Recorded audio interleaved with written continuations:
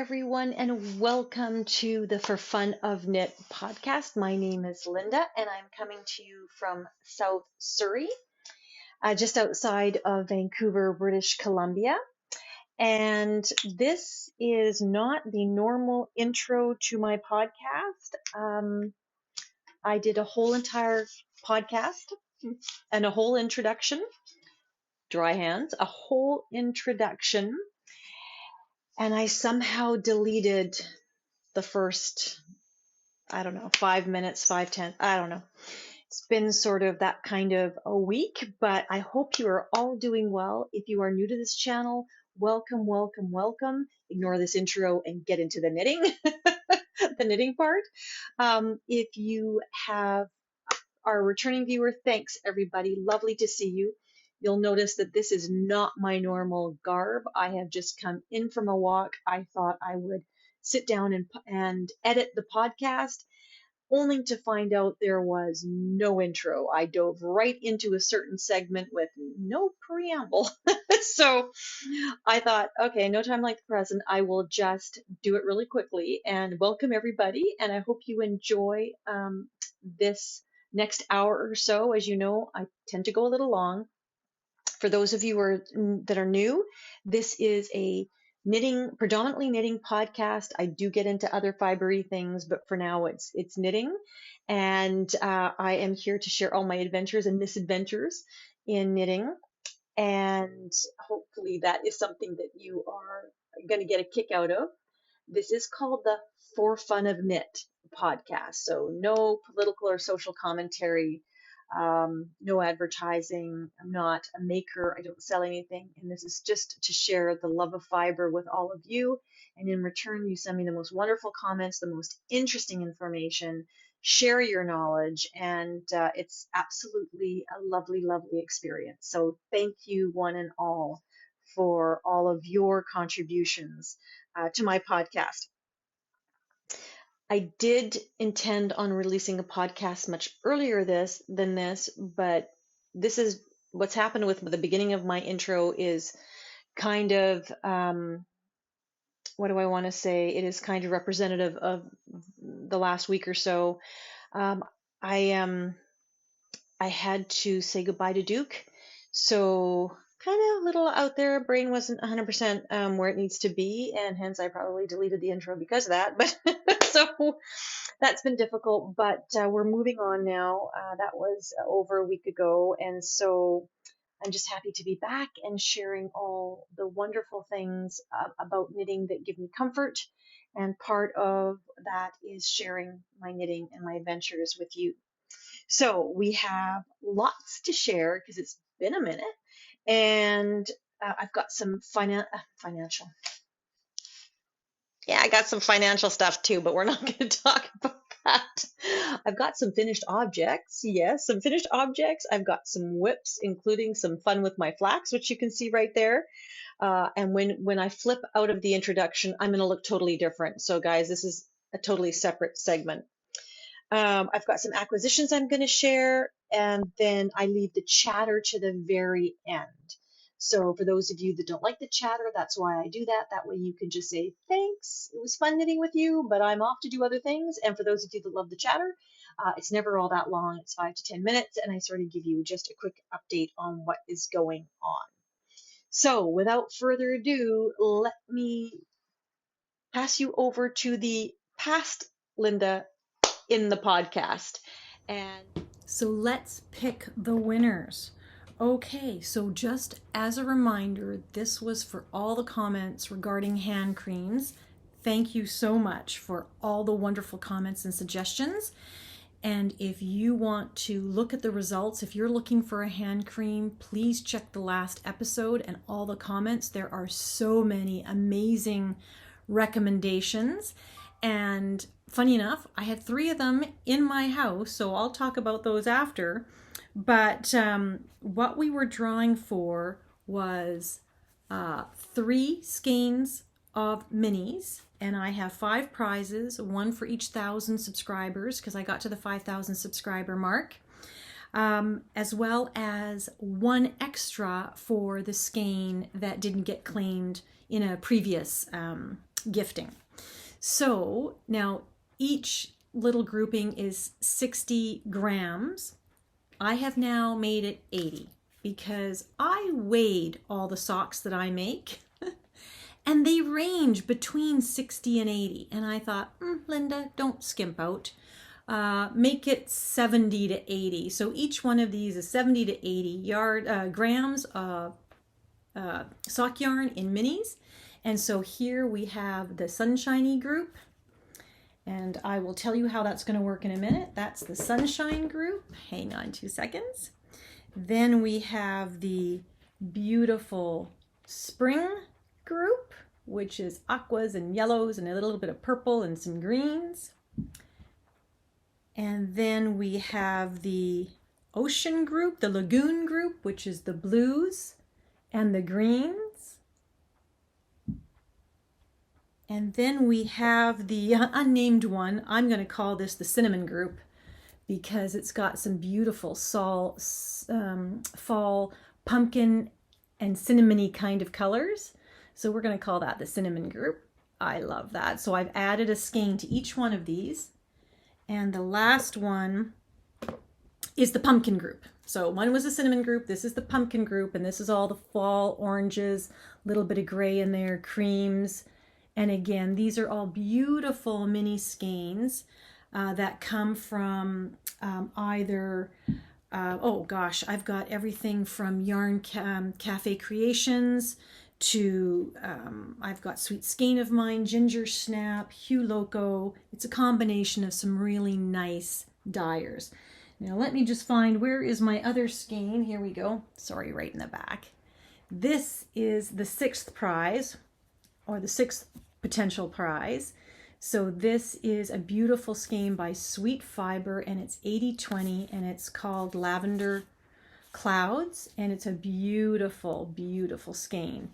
And so that is a giveaway because the last person never claimed theirs. So I am going to draw now, well, YouTube is going to draw from the previous comments 6 winners. And first come, first serve. The first, and it'll come in order. So first come, first serve. So now I have to pick 6 winners. So I'm just going to record this so that I have a record of it if anybody ever wanted to audit me.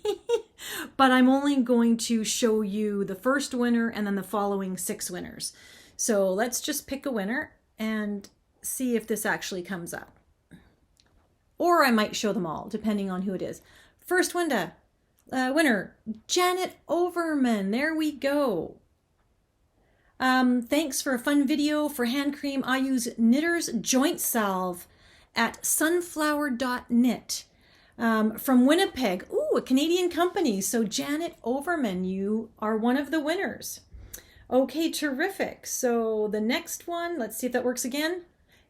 Janie Tremblay. Janie, there you go. You're one of the winners.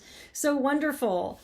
And she uses Aveeno. Congratulations, Janie. So that was 2. Winner number 3, Rachel LeBlanc. Okay, congratulations on 5,000 subscribers. She gets really dry hands due to eczema. She lets her hands dry after showering, and then she takes a sanding block, really, and sands her fingers. I do that with a nail file. Funny. But what does she actually use? So she uses Aveeno products as well. So again, Rachel LeBlanc. Rachel, I think that's Rachel LeBlanc. Oh, too much glare, guys. Hopefully you can see that. That was winner number 3. Winner number 4, April Flowers. I have no idea who you are, April Flowers. She uses Lancino cream for nursing mothers. It has lanolin and is great for hands. So that's April Flowers. That's 4. Winner number 5, Rosemary C. So always enjoy the podcast. Thank you, Rosemary. And she wanted to know, and she goes, what's that gorgeous shawl behind you in the last episode? In the last episode, that shawl was the Endecha shawl. I'll put a thing down here. The Endecha shawl by Belén Fernández. and that was the make-along that I had knit in 2019 because I was going to Barcelona Knits that year. So that was Andecha by Belén Fernández. Okay, and so the last winner, sixth winner I do believe, is Cheryl Smith. Congratulations, Cheryl. She loves Clinique Deep Comfort hand and cuticle cream, and she loves the podcast and thinks I'm fun. Thank you. So there you go. Okay, so those are the winners. I've named all 6. So it wasn't in order. Whoever responds to me first gets first choice. That's just going to be the way. It's probably the easiest. So please, again, respond to me with your preference in order. So you might have to go back in the video, watch all the different ones in order, and list your preferences 1 through 6. And then as I get to them, you will be assigned whatever is left over. So hopefully that works for everybody. And again, just a small little token of my appreciation. I won't be tracking any of the postage, just letting you know, because it gets a little costly. Actually, postage has become very, very costly. So I won't be tracking any of these minis. I'll be putting them in an envelope and sending them in good faith your way. So there you go.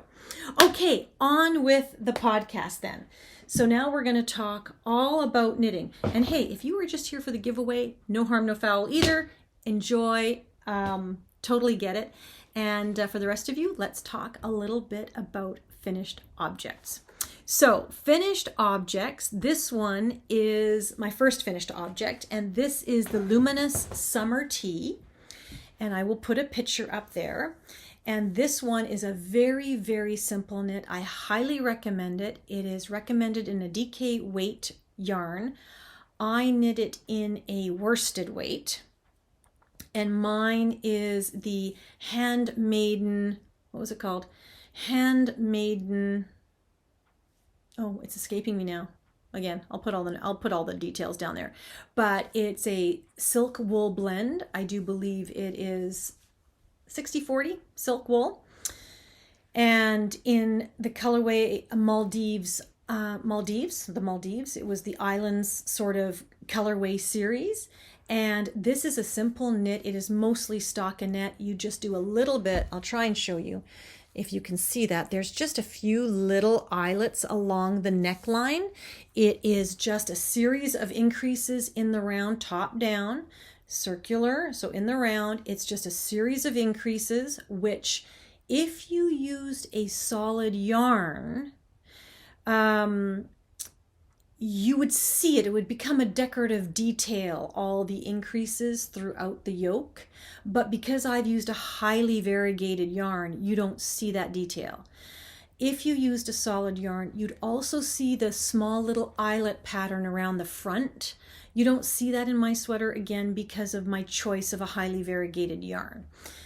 I wasn't thinking about those things when I chose my yarn. What I was thinking about, I want to knit something with this yarn because I've had it forever and it is like the deepest stash ever. So I had 3 skeins of it and I wanted to use it, and I used 2.5.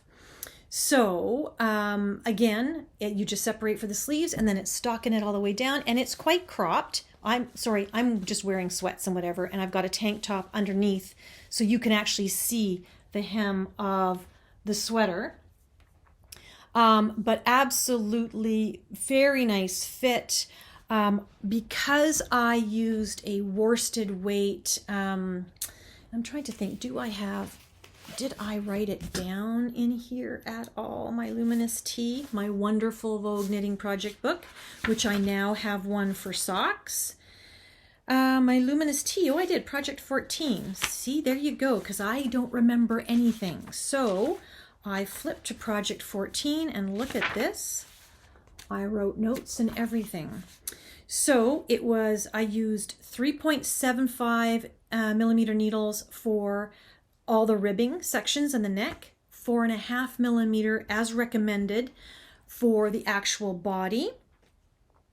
Again, it was a DK. I used worsted. Oh, pardon me. It was, here we go, Handmaiden. See, I should just refer to my journal.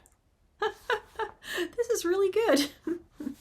Silk Woolly Wonderlust Islands Maldives colorway. So Handmaiden again, and it's 70% merino, 30% silk. and the recommended ease is 4 to 7 inches. I chose a size 3 with just 4 inches of positive, actually 5 inches of positive ease because I'm 39 around the bust. And just with the worsted weight, it just fit properly. Like I've got more than 4 inches of positive ease because of the worsted weight, but it worked out wonderful. So thoroughly enjoyed it. Oh, I've got a note here that I actually didn't do the last set of increases. So you keep increasing all the way through the yoke, and I did not. It says right here that I did not do the last set of increases as the body had enough ease for me and I didn't want it to be any bigger. So there you go. Excellent. Anything else? No. But I've got lots of details in my lovely little project journal. But this is the, oh, who is this by? I should have said that. The Luminous tea is by Minimi Knit Designs. Minimi Knit Designs. So there you go. That was the Luminous tea. And I'm going to do a quick change. I'm going to do a quick change so you can see the next finished object, sweater number 14. I'm back. This is the best, the most luxurious sweater number 14 by My Favorite Things. And I just absolutely love this baby. Look at this. And this is what I wear it with just blue leggings and a white t-shirt. I'm probably going to get another t-shirt that's a little bit higher up because this is a little bit cool. But look at this. I hope you can see it. The beautiful halo. Oh, the absolutely lovely ribbing detail. The neck line. It's got such a clear V. And it's got a really extended split hem, which I absolutely love. This thing, I'm so glad I've got a second one on the needles because I cannot say enough about how this feels. This is a tank top, so I've got nothing on my sleeves, nothing on my shoulders. It is not itchy for me. It feels just like the most elegant big hug, and this midnighty blue concoction that is created by both the yarns. Which do I have? I do have one of them. I have this one. Do I have the Knitting for Olive? I do too. So, sweater number 14, let us refer to sweater number 14. Bear with me. Can't see anything without. Sweater number 14 is project 10 in my book. So project 10 in my book this is sweater number 14. And it is by My Favorite Things. I have used a fingering weight 2-ply Anzula Dreamy, which is a 75% wool, 15 cashmere, 10 silk. Beautiful. Oh my gosh, is this ever luxurious. In the blueberry colorway.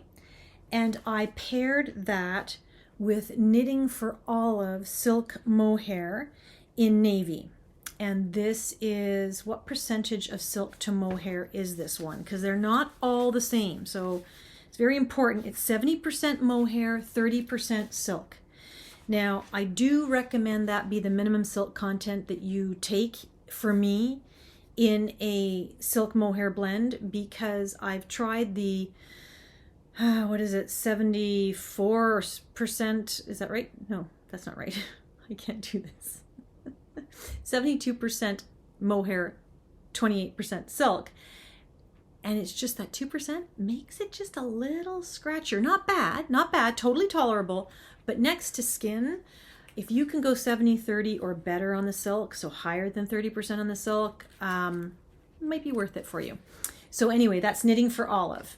So those are the two, and those two colors combined, so this sort of more royally blue color, and this created this beautiful beautiful, beautiful oil slicky kind of blue. Like it's just lovely. And this is not a different skein. I alternated skeins. This is just the way it kind of, I call it an oil slick look. It's very shiny. It's absolutely, have I gushed enough? I love it. I absolutely love it. I used 5.5 millimeter needles for the ribbing and the cuffs. I used 6 millimeter for the bottom. I knit a size 2. This thing is massive. It's massive. You don't need to have this much positive ease. It is massive. So I used size 2. Really not much to really talk about on this one, but I love it because you knit a bit of the back, you knit the back, then you pick up stitches, you knit one front panel, then you pick up stitches on the other shoulder, do the next front panel, then you join them, then you start knitting in the round. Lovely.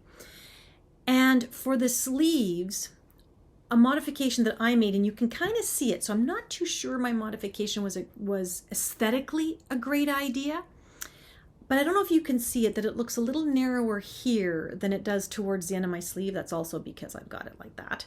But it is a little narrower in the armhole than it is at the edge of my sleeve.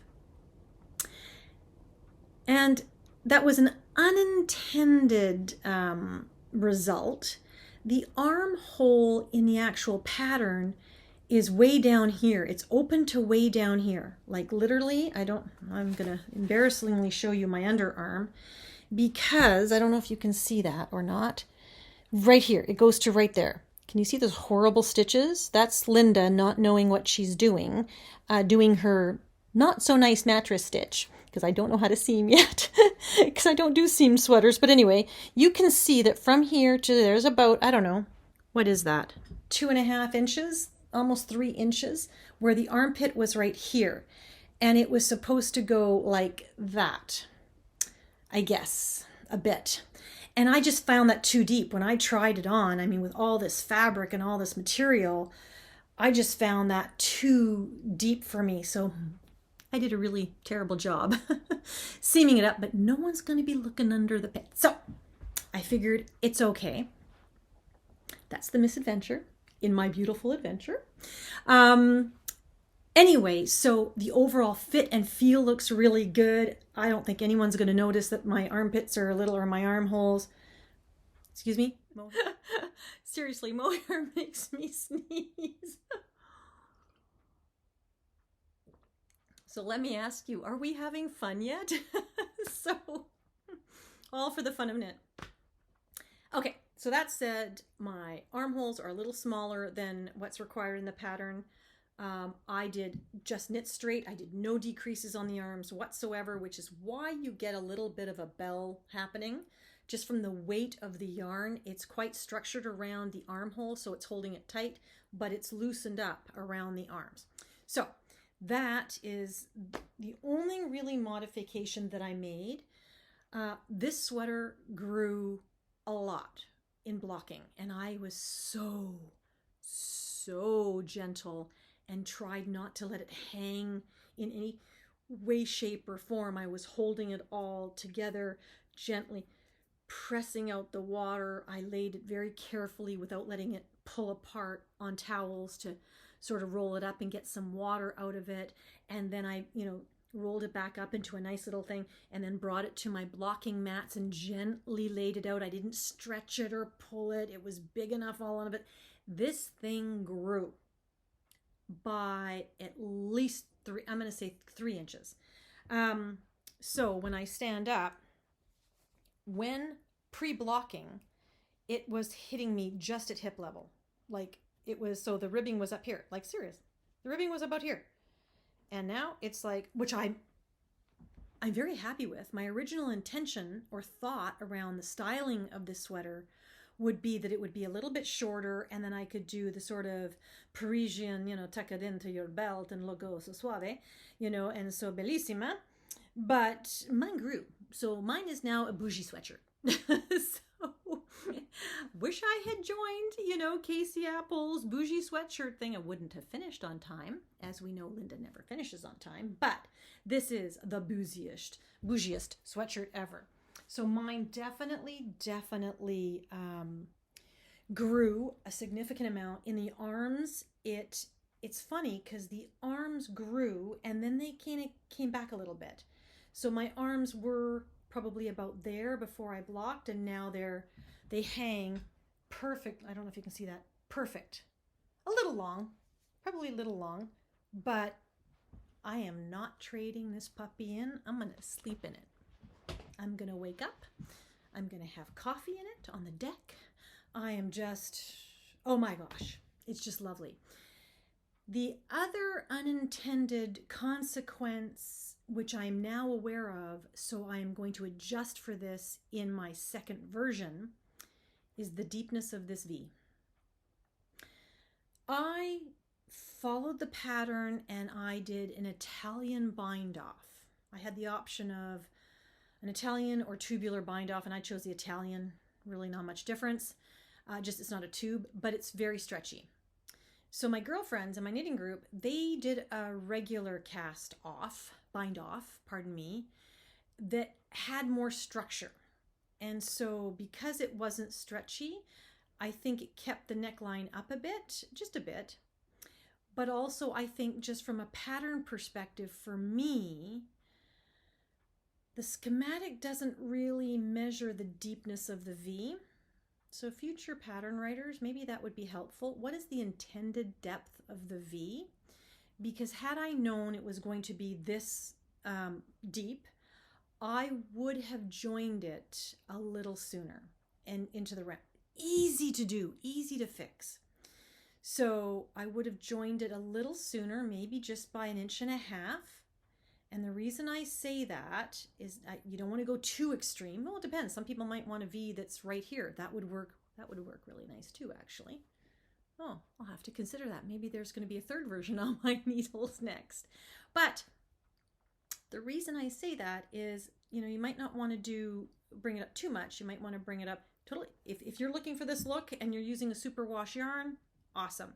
But if you were hoping that it's a little bit less open, bring it up 1 inch, maybe 1.5 inches, sort of check it, and then knit a couple of inches in the round to the point where you separate for your sleeves. Then go back and finish the neck, which I did do. I finished the neck before I finished the length, because finishing the neck would really help you determine some of the length. Yarn stretch notwithstanding. But what I mean is, if you don't want this much of a V, just join the whole garment together sooner. Understanding that if you do that, a couple things you got to take into consideration. One, you still have to then build the neckline into that, which will raise it even more. So make sure you're taking that into consideration. The second thing is there's increasing happening along this V. And if you cut it off early, you're eliminating some of the increases, which is taking away some of the width or the ease of the overall garment. So think about those things before you make any alterations. And I'm speaking out loud and thinking out loud because that's obviously what I have to do with my next iteration of sweater number 14, which I have not even touched. But enough about this one. It is absolutely beautiful. As far as the knitting with olive yarn, I only want to highlight one thing. Not all silk mohairs are created equal. And I would love your feedback on this. Knitting for olive, silk mohair, sheds. After one wear, this is what I got off my leggings. And this is why I was sneezing, because it does fluff.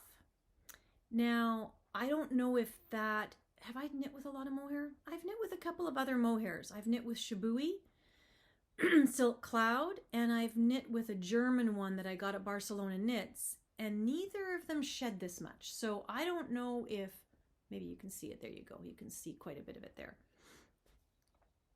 I don't know. Is that a lot of shedding? Is that not a lot of shedding? What's your experience with silk mohair? Does it shed, or is this just an anomaly? So it's shedding a little bit more than I would have preferred, but I'm hoping after a few wears that will stop and I'll still remain with the beautiful halo because it's got a second to none halo. But that's maybe why it's shedding. Still lovely yarn, highly recommend. But I'd love your thoughts on that. If you've knit with silk mohair, does it shed like this? So this is after one wear, and I'm sure when I take this sweater off, I'm going to have fluff all over me. But there you go. The last thing, actually, this last thing I want to talk about regarding this sweater is how I knit the sleeves. Now, this is sort of a tool conversation, I guess, because of these babies. Oh, see, I've got fluff on those too. So these are my Chiao Goo minis. I always say Chiao Goo minis. And I bought these for sock knitting. And so if you're not familiar with them, no, I'm not sponsored by Chiao Goo. I would like to be, but I'm not. I bought these way back in the day when they first came out, I think. So the red set is the smallest set. And in each set, you get a little package with the needles, a nice little carrying case. And then this is what the smallest set looks like. You get 2 sets of each size needle, and the smallest set is really for lace knitting and perhaps sock knitting. It's a US 0 or 2.0 millimeter all the way to a US 3 or 3.25 millimeter. And what's lovely about these is I bought these, as I said, early on, for sock knitting, very early on, because it allowed me to knit with a very small circumference. And included in this, there's a few other little tidbits, but the most important part are the cord lengths. So you get 3 different lengths of interchangeable cords along with the different size needles. Now the needles, interestingly enough, also come in 2 lengths. You get the really super short, which is like 1.5 inches, 2 inches, and then you get the 3-inch length.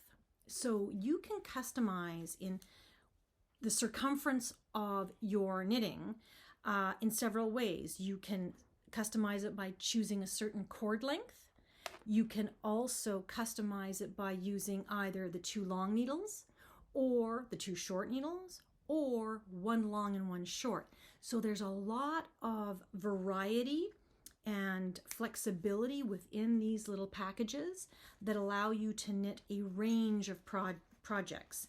And I have knit with this small set. For me, it's predominantly sock knitting, and it has also been some, what do you call it? Accessory knit, not an accessory, but, ornaments and things like that, depending on what the pattern calls for. So that's the red pouch. The next one I bought was the blue, which is the next size up. And again, you get a fewer selection, but you get the US 4 or 3.5 millimeter all the way to the US 8 or the 5 millimeter. And again, you get the 2 sets. And the reason they give you 2 sets of each is because some people like to knit concurrently, which I do quite often. So it's very, very handy. You don't just have one of each, so you have to finish one sock or one sleeve and then start the other one. You can actually knit concurrently. So Chiao Goo's actually thought about how knitters like to knit, and they've given you a multitude of options. And so the blue also comes with 3 different lengths of cords, and the cords are blue. Mine are in use, so this is the only one I have in my package, but there you go. Keeps it easy to keep them separated. They are not interchangeable because the actual attachment ends are different diameters, so they're not interchangeable all this way. You don't really need that anyway. But so this is the super small set. This is the other set. And then I didn't know there was a 3rd set until I started knitting these sleeves. And my girlfriend Noreen from my knitting group, she lent me this set. So this is on order. I'm waiting to receive. But this is Chiao Goo's largest set. And this, again, because they're so large, you don't get as many needles, but you get US 9 or 5.5 millimeter all the way to US 11, which is 8 millimeter. There's no 7. So you get 5.5, 6, 6.5, and 8. There's no 7. Don't know why there's no 7. Don't know why there's no 7. But there isn't. That's what you get. And then the cords, you get 3 different lengths of cords again, and they are silver.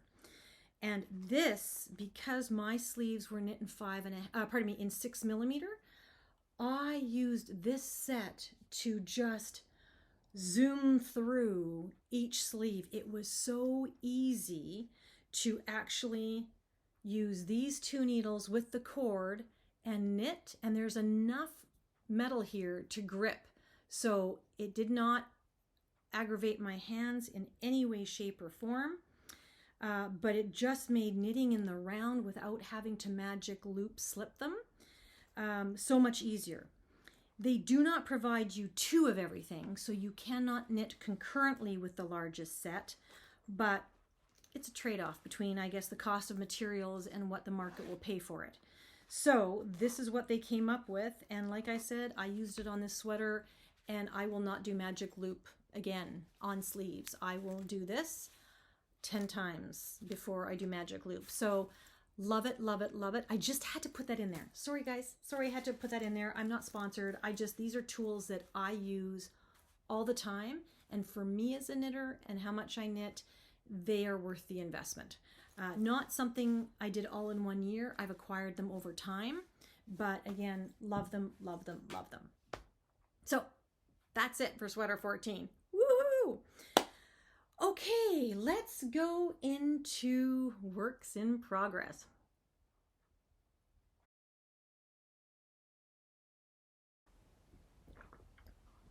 Here's where we're going to have a little bit of fun. I'm only going to show you one work in progress today. I've decided only one. Because this one's going to be fun. I've got lots of works in progress, but today let's talk about my flax. Ta-da! This is my flax by Tin Can Knits. She is, I don't know why it's a she, but she is. She's completed.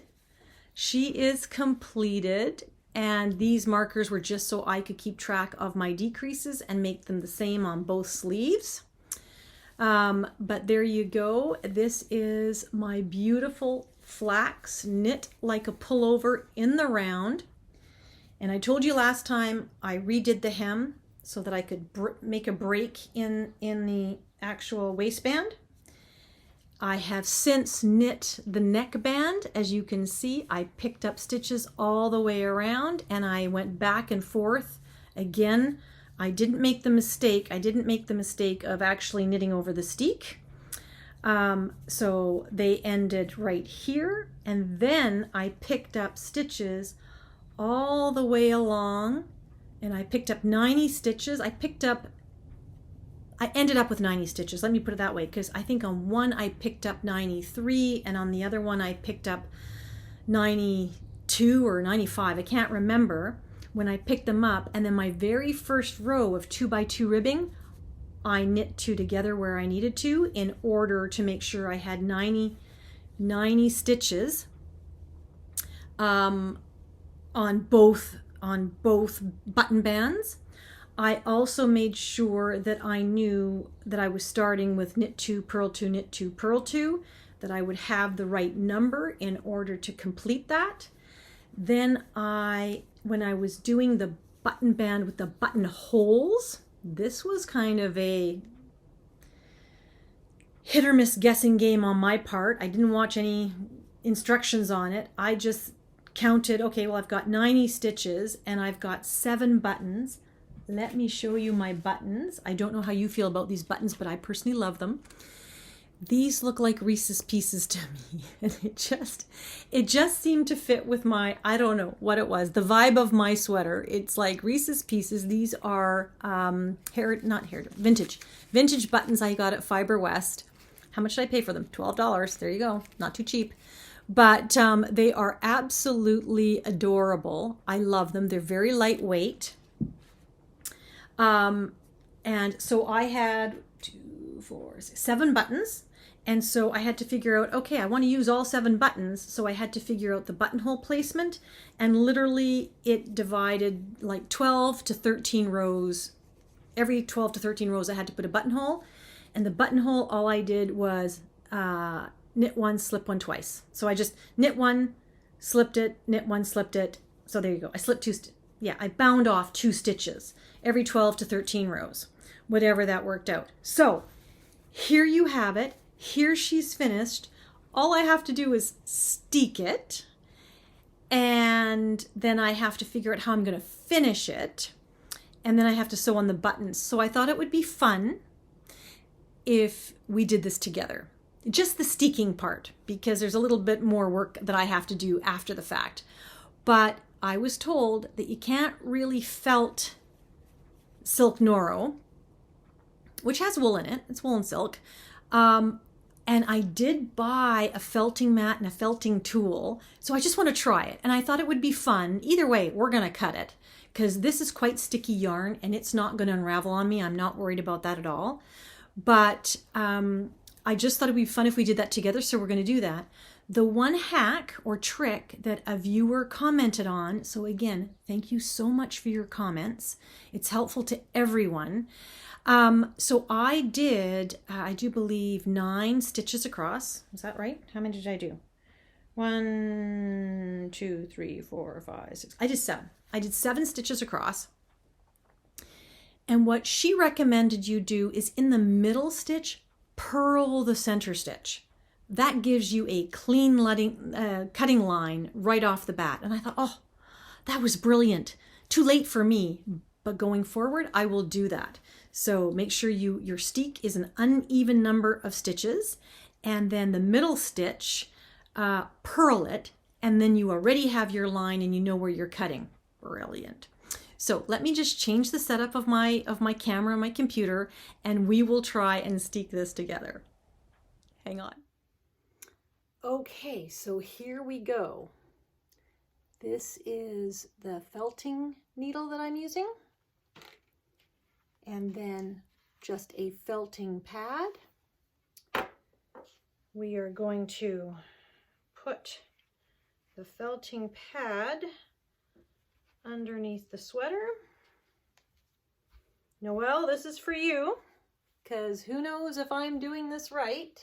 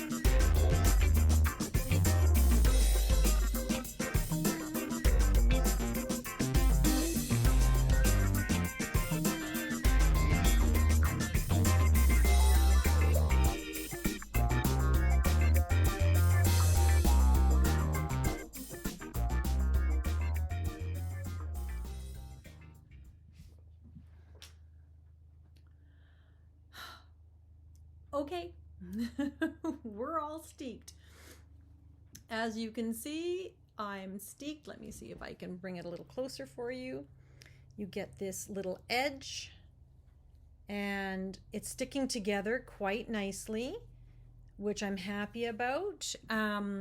Just show you a little bit about the sweater now. Again, I'm wearing all my, I don't walk around like this, but just that shows off the sweater, the length. And the only reason it's so cropped is because that's all the yarn I had to continue with the striping pattern. So a few details about this sweater, which I've talked about before, but I used all scraps of Noro Silk Garden, either solo or the regular Silk Garden. It's a very thick and thin yarn, and not all of these skeins were the same weight, so it's a little wonky. I will say that. I love the Tin Can Knits pattern because it had this garter ridge going, just this garter detail, which you can't see unless you're up close. It's stockinette here, and then it's garter just down this panel. And I had to put stitch markers in so that you remember when you have to switch to garter or purling and knitting. So I made a mistake a couple times and had to backtrack, and I'll show a photo. One time I had to backtrack like 30 rows because I'd missed a stitch on the edge. And then I thought, oh, maybe you should put stitch markers in, Linda. That will keep the pattern foremost in your mind. But this, right now, I'm wearing it just with like a little cami underneath it, and I'm hoping it blocks a bit softer because this is itchy. Like I can feel it. It's like scratchy right now. I could wear it in the house, but if I got a little bit warm, this would be uncomfortable. So I'm hoping this softens up after blocking. But I did want to show it to you because blocking, like this is the sleeve length that normally happens before I block sweaters. And I don't think this is superwash. I can't remember. And this is the length. So notice this is my hip bones right here. This is the length. So it's just below my natural waist is there. It's in between my natural waist and I guess, well, that's a hip bone if I could find it under everything, but there you go. Or that's a pelvic bone, I guess. What is that? That's a pelvic bone, not a hip bone. Hip bone's on the other side. I don't even know my anatomy. Oh my God. But anyway, I digress. I knit it exactly to pattern in the round. I followed the option where you did the neckline after the fact, and I'm glad I did because I wasn't sure how much of a collar I would need when I was steeking. And I wanted to make sure that if I needed to do short rows or something weird, I still had that option. But no, so far so good. The only reason it's a caramel ribbing and cuffs is because that's the color that I had the most of. I did have to do the ribbing over again on the bottom. I've mentioned that. I talked about the button bands. I only did the button bands 6 rows, and then I cast off on the 7th row. And other than that, it just now needs to have, so for this to be a truly finished object, and I won't talk about the sweater again, I might wear it, but I won't talk about it in detail, is I just need to sew the buttons on now. I need to block it first, then sew the buttons on, and then I am going to get some bias tape and I will hand stitch, I think he hand stitched the bias tape. Just, I don't need to. It's not that big of a ridge, and it doesn't seem to make any difference in the look of the sweater. Stitch marks come in handy. You can just use them as buttons. There you go. But I think it would just look nicer if, certainly when you have the sweater open, if you just flattened all of this. So when I block it, I will have to make sure that this is pinned nice and flat. So that's something, I don't want it curling, because right now it wants to curl in. So I'm going to have to pull it out, block it, and probably pin when I'm blocking it, laying it flat, so that it doesn't curl in on itself and create more bulk. But I'm happy that I redid the bottom ribbing so that I don't have this flap going all the way to the end of my sweater. That steeking flap ends at the ribbing. So overall, loving it, and that is really the work in progress that I wanted to share with you today.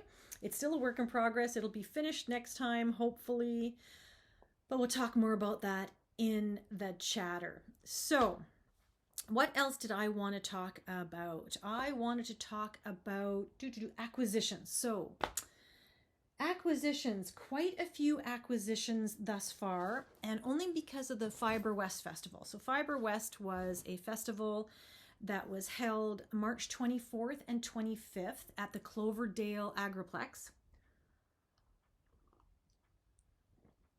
And it's really put on by a lovely, or organized, the main coordinator of that festival is Brenda, who owns Penelope Fiber Arts, which is an online yarn store. It used to be bricks and mortar until February. And she just shifted all to online because that seems to be the model that's working. And I'm so glad it's back. It's a very good festival. It's much smaller than Knit City, you know, Vancouver or whatever. But it is a lot of local dyers and very much fiber makers. So if you are a spinner, it's very much sheep to garment kind of type of an event. You know, in a bigger version that it would be the Maryland Sheep and Wool with all the animals. This one is everything but without the animals and not quite as big. But we'll talk more about that in chatter as well. So let's go into acquisitions. So last time I was talking about Cheryl from A Stitch in Time. She consistently uses Fiber Nymph Dye Works yarn, and that is a small business indie dyer by the name of Lisa. And I got my first 2 skeins, and I cannot wait to knit with these. Honestly, I think they're so nice. I don't even know if I want them to be socks, because this is BFL tweed. So this is 85% superwash BFL and 15% Donegal Nep. So it's a nylon, 15% nylon. But look at those. This one I had to get, of course, because it is Frosted Whimsy. It's sort of a Christmassy tone to me, Frosted Whimsy. And this one is called Winter Shadows, which just is this autumnal, stormy kind of a day type of yarn. I will knit socks with these, but they're lovely. I love the feel of them. They look, because it's BFL and it's 2-ply, it looks really sturdy. And I love the neps. Like, I love the tweedy. I've never knit socks with a tweed. So very, very cool. And I'm going to have to pause here because I'm getting way too hot in this sweater. So I'll be right back. Seriously, I should call this episode Quick Change Artist. Whew. So Hannah is now wearing my my Flax hack cardigan. So my mannequin is named Hannah. I don't know why we name our mannequins, but we do. So this is Hannah, and that's because my mother and my sister's middle name, they're named after my grandmother, Johanna. So that's Hannah. But anyway, much cooler. Oh, perfect timing to have something silk and a little bit lighter. So we're going to get into that in the next episode. It's going to be all about spring knitting. But we were talking about acquisitions. So I also, sorry for the crunching, Okanagan fiber. Huh. Oh my goodness. It's called Okanagan Dye Works. Look at this beautiful bulky skein. I couldn't resist this. This is bling to me. I have mohair everywhere. This is bling to me. And this is called, does this have a name? This is super chunky, 100% superwash merino in the color Unconditional Love. I didn't even know the name. Unconditional Love. Reminds me of having a dog. But anyway, Unconditional Love. That's what they are. Dogs. They're wonderful. But I got that just because I thought that would be such a fun hat. I just cannot wait to knit that up for this winter. And if they have any more, I might go back online and see if they have any more to make a matching pair of mitts. But that is such a fun, bright, happy color. Oh, look at that. So that was wonderful. And in the same set, they had their mini, sorry for the crinkling, their mini set. And it's, look at these colors. I just love them to, oh, and then they fell out. I'm taking them out of the package. I will have to mute that crinkling, but look at these colors. Have you ever, hang on 2 seconds. There we go, change the lighting. Have you ever seen such beautiful, vibrant colors in a mini skein set? Oh, I cannot wait to make a t-shirt with these. This is going to be a t-shirt. Linda's going to go all color, all out. Oh, I just love these. Oh, anyway, could not resist. So that was Okanagan Dye Works. They have an online shop, and so certainly check them out. Then one of my absolute staples was there, called Black Cat Custom Yarns, and this is a totally different vibe. Do not ask me, but I saw this and it struck my fancy. These are beautiful soft grays. So this is their Blingtron sock base, but I'm thinking shawl. And Blingtron means that it's got the stellina in it. So I don't know if you can see the glitter or the stellina. I hope you can. But there you go. There you can see a little bit of the stellina. But I just thought I wanted to make myself a more neutral kind of I don't have gray or black, but with a pop of color. I'm also thinking in anticipation of October and Stephen West's next crazy knit along. And I do, if I need 5 skeins, I've got a couple I can put with this. If I only need 2, fine. I could make it work. But this is Quicksilver. This is just a beautiful dove gray with bling. It's absolutely lovely. This is called Frost Wall, which I just love that aqua and electric blue, but it's predominant, not just a hint. There's just a hint of it in there. Most of it is the same light dove gray, or what was it called? Quicksilver. And then this one, which is called Stainless, which I do have this one in the non-Blingtron base, so I can always add if I need to. But I don't know, there was just something about it that, you know, sort of a neutral classic, but with a little pop. So lots of options with that. The last thing that I bought, this was a complete and utter, what do you call it? An impulse buy, but I had to have it, and this is for golf. And this is a sweater made in Ireland. This is absolutely dreamy. So I bought this beautiful sweater made in Ireland, all cabled. And this is a combination of hand knitting and machine knitting, but all made with Irish wool. Look at the pockets. It's absolutely a perfect fit. And it is imported by Anne's Gallery out of Burnaby. And so she is a distributor of Aran designs and sweaters and patterns. Her name is Anne Kerrigan, and I will put her details below. Her details are here, but I'll put her contact details below because she can bring in pretty much anything. And I got this sweater for less money than I could purchase the wool. This is what I don't understand. And it's probably because it's part machine knit, but it is all, the rest of it's all hand knit. And you can tell hand knit versus machine knit. It's hard to tell, but certain parts are actually hand knit and sewn together. And it's absolutely beautiful. But this is my fall golf sweater because I've always wanted one. And oh, I hadn't seen something that beautiful in a long time. So that was my sort of absolutely whimsical purchase. My total whimsical purchase this time around. So that is actually all of my knitting content for today. I hope you enjoyed that. So if you're not going to stick around for the chatter, no, just enjoy the rest of your day or evening. And for the rest of you, I do have a little bit of news to share.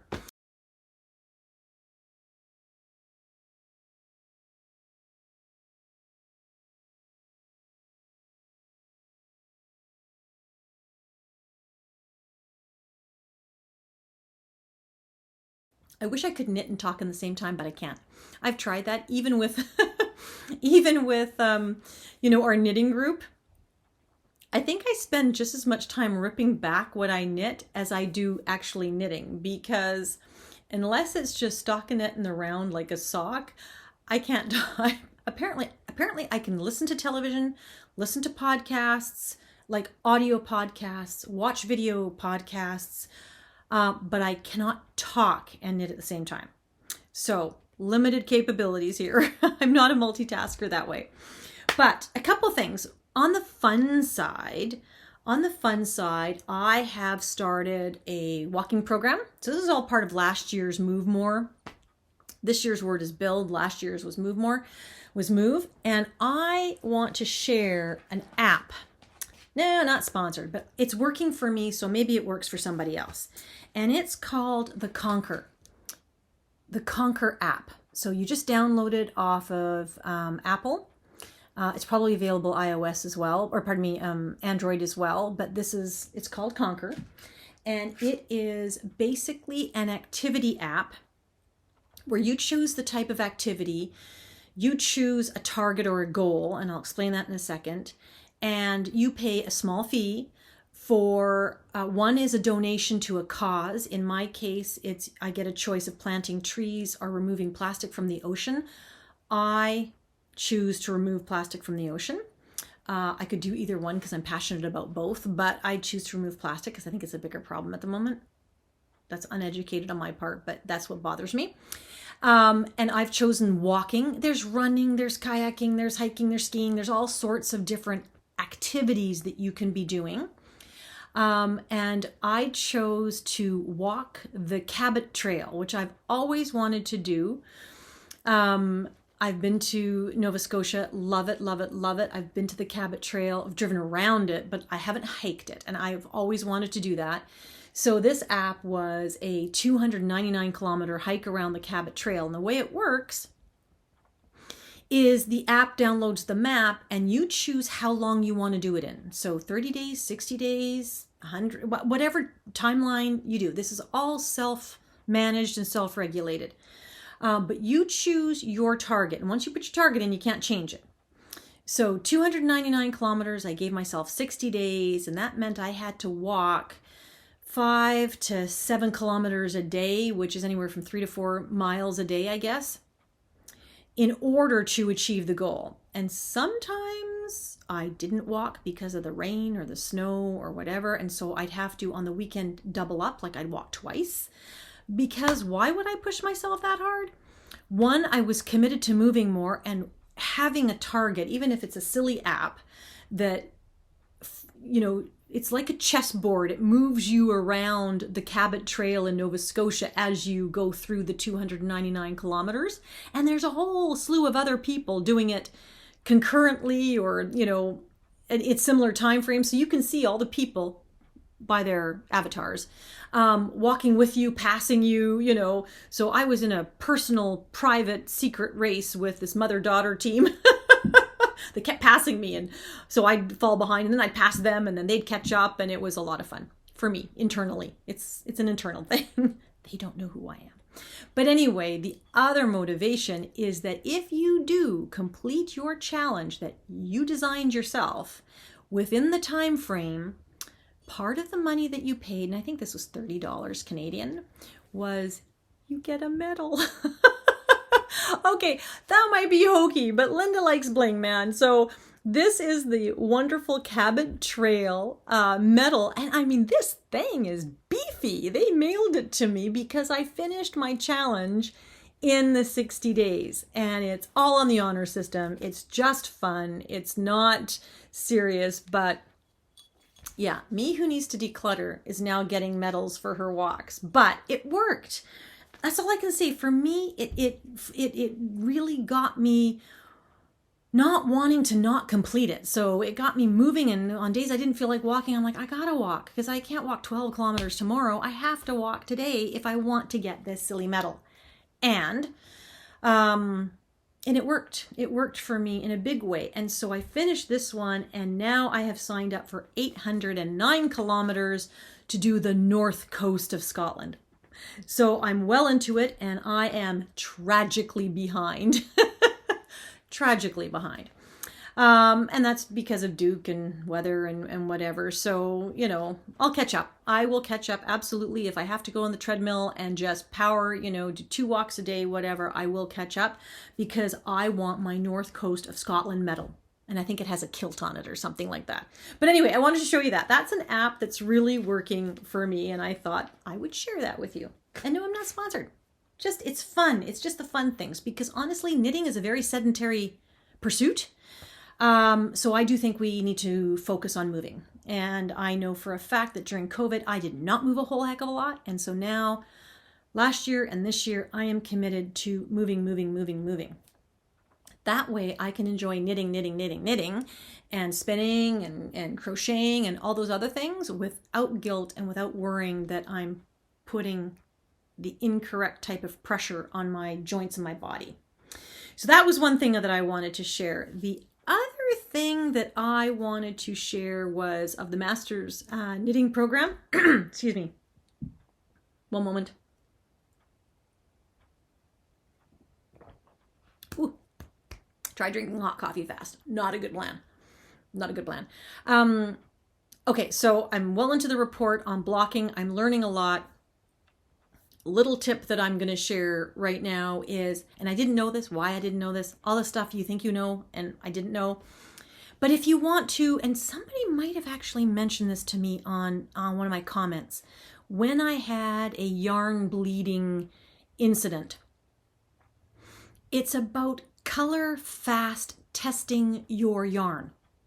So when you have those dark colors like black or dark cherry reds or hot pinks or colors that you know if they bleed and they might destroy other colors, a simple test is to take some of your yarn, a clipping of your yarn, wrap it in paper towel and wet it. No.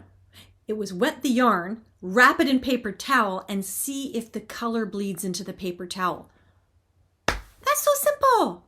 So simple and so very effective. And that will tell you whether or not you need to pre-wash your yarn or not, like rewash it a couple times.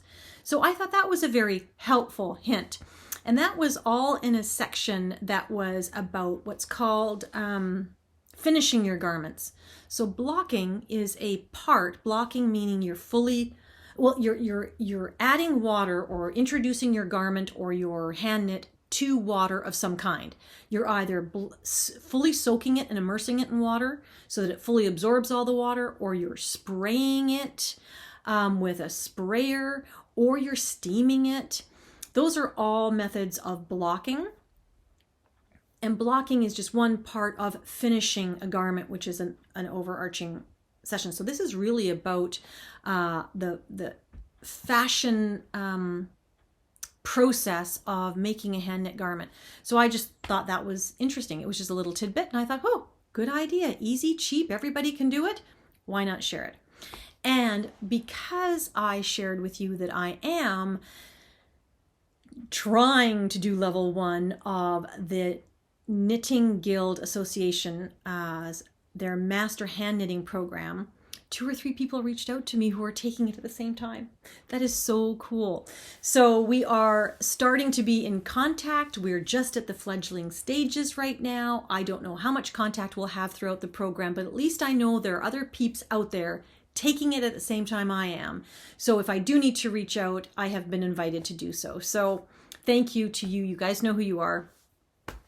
I think that's absolutely wonderful. The last thing I think I want to, no, 2 other things I want to share. One, I want to share some of, I've started listening, well, I always listen because I'm walking, audio podcasts. I listen now to audio podcasts. And a couple of them I want to just highlight because I found them so enjoyable or helpful. So the ones that I'm finding very entertaining are the Yarniacs. It's about knitting. There you go.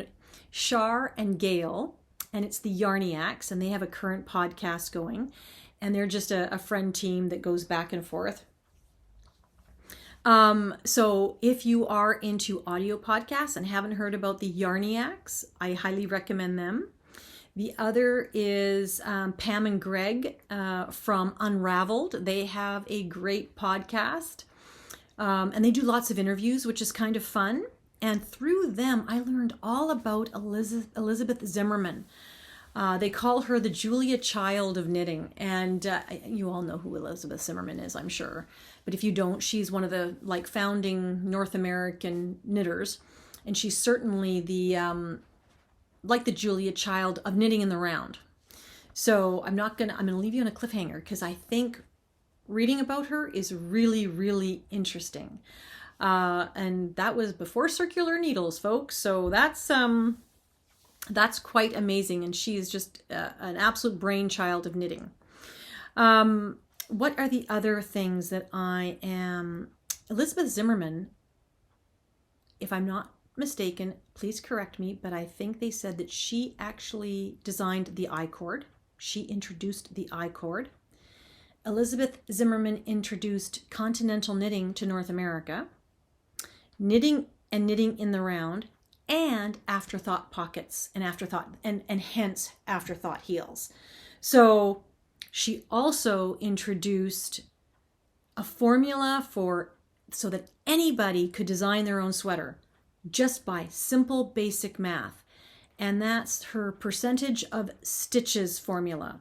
In other words, you figure out your gauge that you're knitting with and how many inches you need your garment to be, at the bust level. And then you need to cast on top down a certain amount of stitches, percentage of those stitches for the neck, a certain so it's 20% stitches for the sleeves, the neck. I think the neck was 20, the sleeves were 30% of the number of stitches that you needed in the round. And anybody could design a sweater if they knew this formula. So I'm going to look it up, and apparently it's in her book. Is it called Knitting Without Tears? Knitting Without Tears. So I'm going to look that one up. I haven't bought it yet, but that is one of the things that I wanted to look up and I wanted to share with you. Lastly, upcoming plans. So I leave next week for Virginia. Yay. I am going to visit with my sister. It's always May is her birthday month. So her and her husband usually do something on her birthday. So I come the week of the Maryland Sheep and Wool Festival, and we celebrate her birthday in advance. And we do what we love to do, which is, touch all the wool and squish all the yarn at the Maryland Sheep and Wool. And hopefully this year it will not be a monsoon. That's all I'm going to say. I'm hoping it won't be a monsoon. So if you're in the Maryland, Virginia area and you're going to Sheep and Wool and you happen to watch this podcast, which I know some of you do, please reach out to me. I would love to meet up and maybe have a cup of coffee and just say hi in person. That would be great. From there, I'm going straight to Spain because finally, it looks like, I'm not committing, it looks like we might be signing for our property. I'm hoping. So we haven't received the actual formal confirmation, but there's a lot of buzz going on right now. We're part of a WhatsApp group that is talking about this development, and people are moving in. So we figure we're just on the list, and at some point they're going to get to us. But we're going to proactively go there and be there, and hopefully we'll be able to get it all done. So I will be there. I'll be back at early June. But that is the highlight notes on that. And so a lot of travel in my future, and I'm leaving in the next week. And so I have to figure out what to pack, what not to pack. I'm going to Maryland Sheep and Wool, so I don't want to bring any yarn with me, but I need to have a project. And what happens if I don't find anything that I like or that is within my price range, because I can't bring too much with me on a carry-on, and yada, yada, yada, yada, yada. So I have all these things that I have to think about, but I'm optimistic that at Maryland Sheep and Wool, I will at least be able to buy something, even if it's just, one skein and I knit socks, that's fine. But I'm looking forward to doing that. And my sister and I are going to podcast from Virginia. So we have an agenda all mapped out, and we're hoping that you tune in when I get that uploaded. Again, when I'm traveling, I find technology to be a bit difficult. My sister does not have reliable internet. She is in a rural county in Virginia where, I don't know, they don't get reception. They don't even have TV. It's tough. So, hence Linda will be downloading a lot of podcasts or hitting a Starbucks so she can download stuff. But yeah, so getting a podcast up will be a little bit difficult, but I will give it a college try for sure. So hopefully you will be seeing a podcast between now and mid-May. If not, you're not going to see anything probably until beginning of June. So hopefully you'll stick with me. Hopefully I'll get something up for you, because certainly would love to share all the upcoming adventures and misadventures as we go forward.